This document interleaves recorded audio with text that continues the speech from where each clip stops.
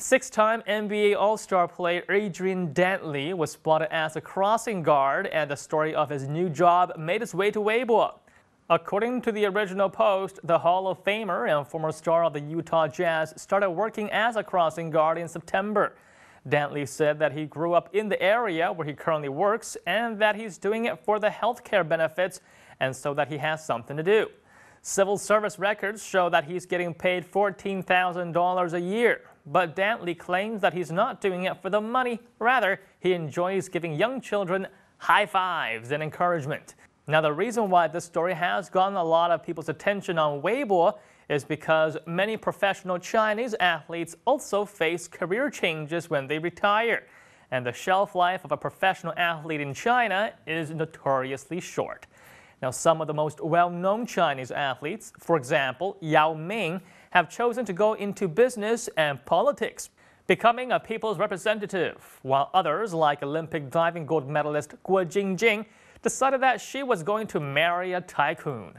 Now, nobody seems to want to get a normal job, and some internet commenters attribute that to the two countries' different value systems.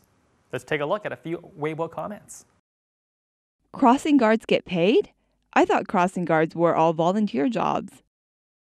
I think he is a special case. He is already rich. He doesn't really need the money. It's very different if it were a poor man trying to make ends meet.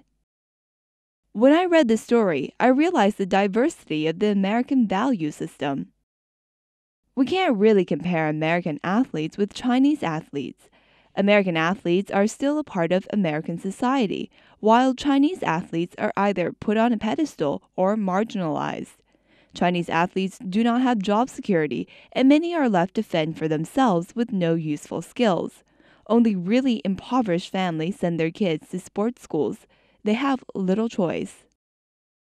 China is a country of extremes, and professional athletes are often extremely successful or end up with extremely miserable lives. Now, first off, one of the most successful careers of any Chinese athlete would have to be Chinese gymnast Li Ning. Now, Li Ning was China's top athlete that took part in the 1984 Los Angeles Olympic Games. He took home 3 gold medals, 2 silver medals, and 1 bronze medal. In China, he is known as the Prince of Gymnastics, and he successfully turned his reputation into a billion-dollar sports brand that rivals those of Adidas and Nike in the Chinese domestic market. However, on the opposite end of the spectrum, you have Chinese gymnast Zhang Shangwu, who was a gold medalist at the 2001 Universiade.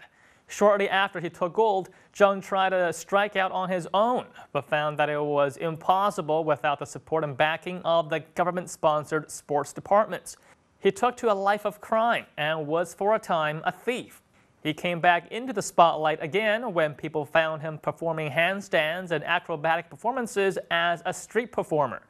Okay, now let's take a look at a few more Weibo comments. This guy is very well balanced. He doesn't care what people think.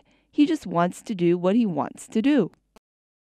Some people always want to be one step above others. They crave the status, while others are perfectly happy doing what they enjoy.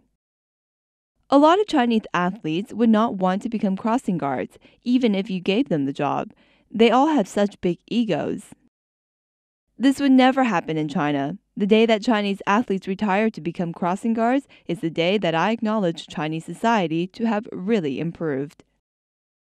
It is very difficult for Chinese professional athletes to get normal jobs after retirement because, well, unlike American athletes who go to school and train during their spare time, Chinese athletes are chosen at a very young age.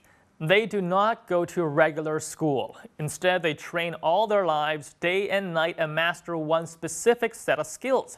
That's it. They don't go to high school, learn algebra, pick up accounting, just in case their sports dreams don't pan out. For them, it's either golden glory or nothing at all.